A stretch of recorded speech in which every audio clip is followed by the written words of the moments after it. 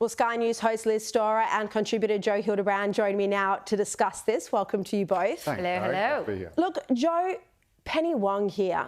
You never hear her criticise China. Yes. She has become internally, and I'm sure you're hearing this as well, the most influential voice on national security.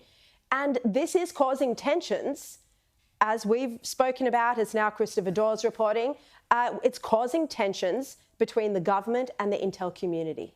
Yeah, I think what this speaks to is a sort of cultural problem within the left of the Labor Party where they've never taken national security particularly seriously. They've often thought that it was all just a sort of, any concern about China was just a beat up of Sky News After Dark or the Right or the Murdoch Press or whatever it may be. And so, and again, there's also that tendency in the left, and this runs parallel to it, to be a kind of a party of protest and to be to rail against these sinister forces, be it again Murdoch, Sky, Dutton, whoever it might be. That is very different to the approach of the right of the Labor Party. In fact, it's almost a direct opposite. It's one of many, many differences.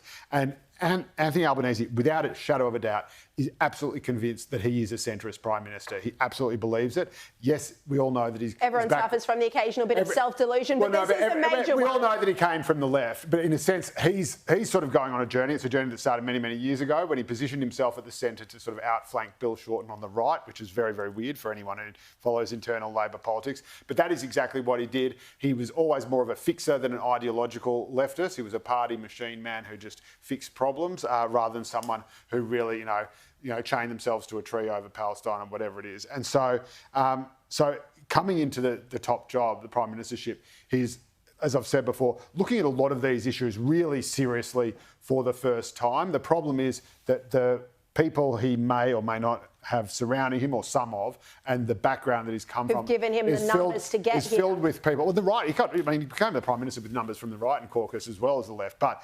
that those people still just don't take seriously things like, Hamas, China, Islamic terrorism.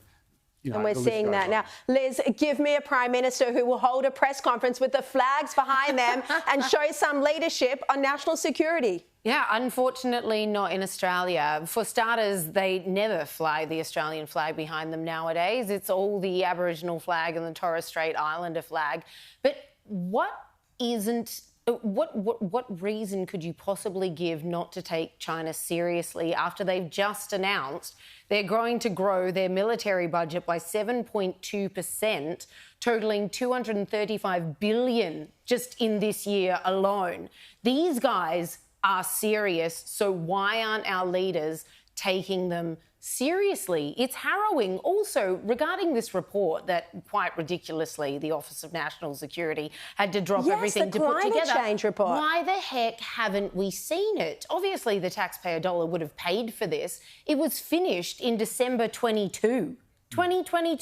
Why haven't we seen it yet? We've heard all these boogeyman stories about it, but no one's actually come up with a redacted copy, if that's all you're going to let us be aware of. I mean, what's it going to say anyway? Yes, there are climate change issues and we're going to see migration flow to Australia. Well, I'd love to know what kind of fear porn they're peddling, because we're hearing stories of, no, we're talking about famines. We're talking about the conflicts that will take place over limited resources. We're talking about mass migration as a result of, these terrible climate change things that are going to happen. Well, show us the report then. We paid for it.